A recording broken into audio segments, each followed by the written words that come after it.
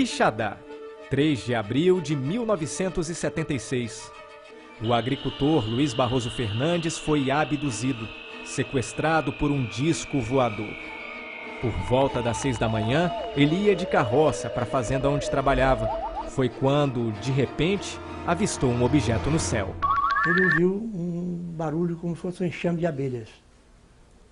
Aí ele olhou para os lados, um lado para o outro, e não viu nada. Continuou andando, mas lá na frente, um objeto que ele classificou como um pneu de trator muito grande ou uma tartaruga. Passou por cima da charrete que ele ia dirigindo e parou na frente. Abriu uma portinhola nessa bola de luz, que depois, ao esfriar, ele viu que era uma nave. Abriu a portinhola, saíram 2 ufonautas. Eles jogaram uma espécie de raio de luz sobre Barroso e o levaram para dentro da nave. Devolvido 2 horas mais tarde, o agricultor apresentava estranhos sintomas, como tontura, náuseas, tremores por todo o corpo e uma intensa dor de cabeça. Barroso não conseguiu mais se livrar dos problemas de saúde que só pioravam. Ele começou a regredir mentalmente, perdeu a coordenação motora e passou a ter uma vida vegetativa até morrer. Começou a chegar gente fora. Tomaram que eu publiquei na revista ou da Inglaterra, e aí divulgou-se e muita gente veio para cá. Na Argentina, Peru, Estados Unidos, Inglaterra, Japão, todos eles vieram aqui e saíram sem uma explicação. Outro caso ufológico fantástico aconteceu em 1998. Manuel de Queiroz estava participando de uma festa de aniversário em um sítio na Serra de Pacuti. Por volta das 8 da manhã, ele desapareceu inexplicavelmente. Reapareceu 4 horas depois, sem lembrar o que tinha acontecido e com um corpo cheio de estranhas cicatrizes. Ao voltar, a gente fez hipnose nele e ele conta o seguinte, que ao caminhar, tá certo? Numa vereda, que ele chama vereda, que é um caminhozinho, né, de terra e mato, aí ele disse com a luz, primeiro ele escutou uma explosão, tipo transformador, pum! Quando ele se deu conta, aí uma forte luz em cima dele, e ele disse que foi sugado por essa luz, ele subiu nessa luz. Manuel foi parar dentro de um disco voador em uma sala arredondada semelhante a um laboratório de hospital. Estava paralisado, deitado em uma maca e sobre seu corpo um aparelho emitia vários raios que o percorriam de uma ponta à outra. Existiam como se fossem 2 ou 3 pessoas, que ele chamou pessoas, né? Só que essas pessoas eram pequenas, entendendo? Cabeça um pouco grande, mais magras, meio pálidas.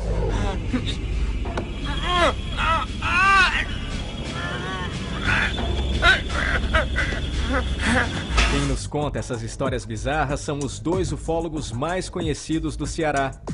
Este é Reginaldo de Ataíde, cearense, 72 anos. É um dos ufólogos mais respeitados do Brasil, estuda o fenômeno há 48 anos. Ataíde é o presidente do Centro de Pesquisas Ufológicas do Ceará. Além disso, é jornalista, coeditor da revista Fenômeno e UFO e já publicou 4 livros sobre o assunto. Então, você já está satisfeito com as pesquisas que você fez? Comparado com os outros pesquisadores, o nosso centro de pesquisa é o primeiro do Brasil. Este outro ufólogo que também garante a veracidade dos discos voadores é José Agobar Peixoto. Ele é professor aposentado da Universidade Federal do Ceará e presidente da Associação dos Ufólogos Independentes do Brasil.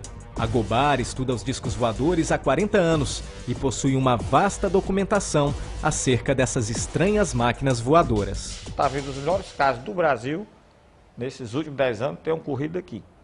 E a importância disso é que é documentado.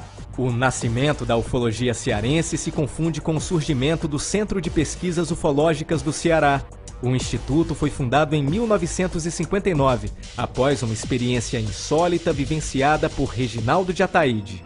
Na quinta-feira, que antecedeu a Semana Santa de 1959, Ataíde e mais 2 amigos viajavam do Crato à Fortaleza.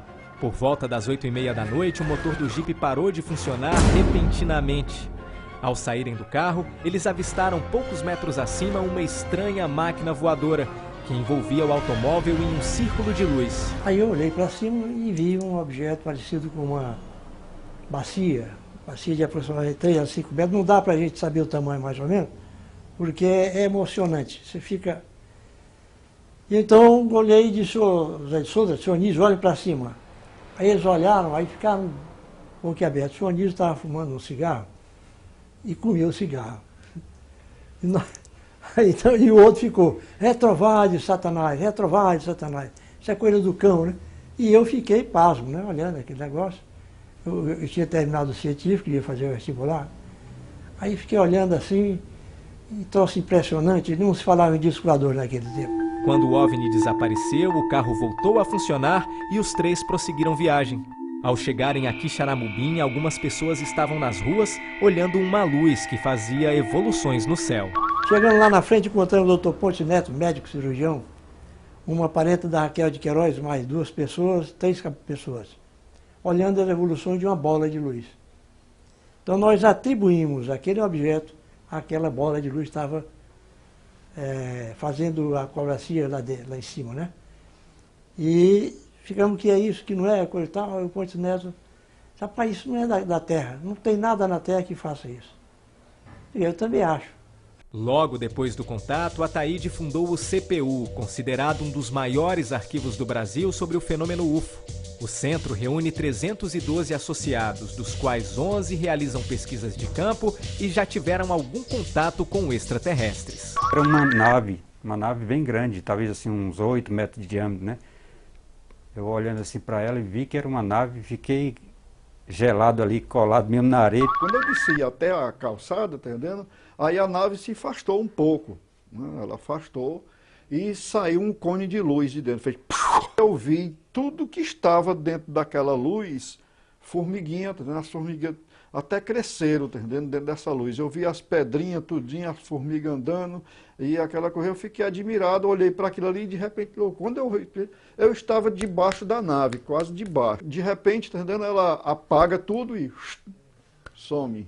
Além dessas histórias de outro mundo, o Centro de Pesquisas Ufológicas do Ceará conta com um pequeno museu e eu vou mostrar para você agora as coisas que a gente encontra aqui dentro. Aqui do meu lado, a gente tem uma luneta, um equipamento básico para qualquer ufólogo ou para qualquer pessoa que gosta de observar o céu. Aqui a gente tem uma imensa biblioteca, são cerca de 750 livros só sobre ufologia, são livros vindos do Brasil e de várias partes do mundo. Aqui atrás, alguns objetos de decoração, alguns equipamentos do pessoal do CPU. Desse lado, a gente tem uma imensa quantidade de vídeos, são filmes, na maioria documentários, sobre discos voadores, sobre ufologia, tem revistas específicas também sobre o assunto, e aqui na frente, um vasto material de documentos e material de pesquisa, fotos, são centenas de fotos que o pessoal do CPU também bate. Desse lado aqui, são as coisas mais interessantes aqui de dentro, pelo menos na minha opinião. São vários objetos retirados de cenas onde foram registrados pousos de aeronaves extraterrestres. Tem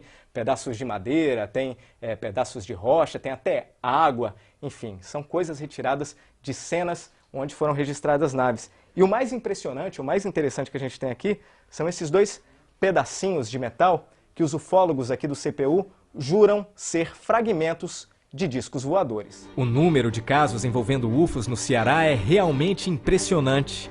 Agobar garante que, além de quantidade, existem muitos casos de qualidade, com fotos, filmagens e outros tipos de evidências. Eu pesquisei uma menina jovem, de seus 18, 19 anos, onde ela foi... Os ETs entraram lá, possivelmente no apartamento dela, e fizeram um trabalho desse de colher algum material biológico. Já o Centro de Pesquisas Ufológicas do Ceará tem 3.418 casos catalogados em 48 anos de atuação. Na opinião de Ataíde, o nosso estado não é um privilegiado em ocorrências ufológicas. Os milhares de casos catalogados têm mais a ver com uma boa quantidade de ufólogos atuantes. Os pesquisadores cearenses é que são mais ativos do que os outros pesquisadores. A maioria dos pesquisadores de fora, eles usam o computador. Eles ficam atrás da máquina, do computador, pegando as informações que vêm de outros estados ou de outros pesquisadores, na maioria deles, rapazinhos, e que inventam histórias e lançam na mídia. E Fortaleza é uma das cidades onde mais aparecem discos voadores, pelo menos de acordo com o professor Agobar. Ele já pesquisou cerca de 50 bons acontecimentos ufológicos na capital. Os motivos que atraem os discos voadores à Fortaleza seriam a posição geográfica da cidade e as grandes construções. Tem surgido nessa área construções grandes, né? Metais que refletem muita luz. O cara, então, o Mucuri tem essa ponta, né? Quem está lá de cima, né, vê essa saliência, né? Tá entendendo? O cara mais proeminente do que outras. E isso talvez chame a atenção. Cuidado, isso é uma ideia. Eu não posso dizer que isso é real, tá certo? Mas eu acho que é um fator geográfico. Já Reginaldo de Ataíde supõe que a explicação para os fenômenos ufológicos verificados em Fortaleza estaria na presença de um corredor Bavick. E é aqui na Praia do Futuro, viu, gente? Lá em cima, no céu da Praia do Futuro, existe uma entrada para um corredor Bavick. Daqui de baixo não dá para ver nada e você aí na sua casa deve estar se perguntando que diabo é um corredor Bavick. Eu vou explicar para você. De acordo com os ufólogos, esses corredores são uma espécie de via aérea ufológica, ou seja, são os lugares por onde as naves extraterrestres passam aqui na Terra. Eu vou conversar sobre isso com o Reginaldo de Ataíde. Ataíde, me diz uma coisa. Na verdade, queria que você explicasse um pouquinho para a gente o que são esses corredores Bavick. Corredores Bavick foi um processo criado por Aimé Michel, francês, trabalhando nos Estados Unidos, que pontuava todos os locais onde os UFOs aterrissavam. Aí ele chegou à conclusão de que existia uma rota pré-determinada para que eles entrassem no Brasil e seguissem um certo itinerário.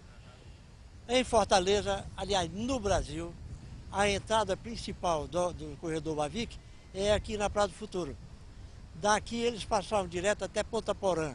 E as subvias aéreas, ou seja, subcorredores Bavick, um se dirigia até a cidade de Quixadá, Xaramobim, Senador Pompeu, e o outro entrava aqui para o lado de Pernambuco, Rio Grande do Norte, Pernambuco, e entrava para o oceano. Não sabemos para onde eles se deslocavam. Se para alguma espaçonave, nave-mãe, qualquer coisa assim. E Ataíde, é verdade que por conta disso existe um grande número de avistamentos de discos voadores aqui na Praia do Futuro?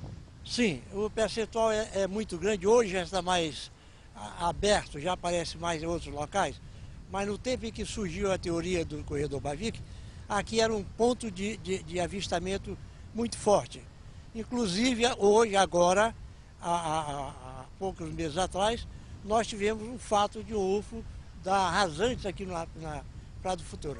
Para saber se isso é verdade mesmo, a gente foi conversar com algumas pessoas que trabalham ou moram aqui na região da praia. Eu nunca percebi nada estranho, nem durante o dia, nem à noite. Nada diferente, não. Eu vejo algumas luzes lá no final do mar, bem no meio. E afinal de contas, o que querem os ETs que visitam o Ceará?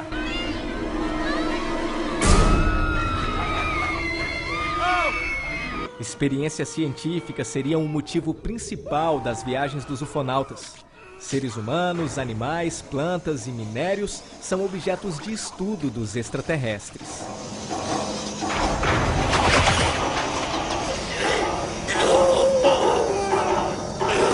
O interesse deles é mais o quê? É material biológico das pessoas, né? Tá certo? A parte que chama genética, né? A parte, vamos dizer assim, da fauna, né? Tá certo? Da parte biológica relativa a vegetais, né? Vegetação. E tem uma parte que é importante, que é o caso de Santa Quitéria e talvez Quixadá. A parte mineralogia, que também é a serra que dá para Sobral. Um último fato revelado pelos ufólogos que chama bastante atenção são as chamadas ondas ufológicas. Mais ou menos de 10 em 10 anos, há um período onde a quantidade de casos é assustadoramente maior do que o normal. Pelos cálculos dos ufólogos cearenses, isso está prestes a acontecer. Nós estamos entrando num ciclo desse, porque nos últimos 4 ou 5 meses, foram avistados aqui no Ceará, principalmente, vários UFOs, inclusive filmados e fotografados.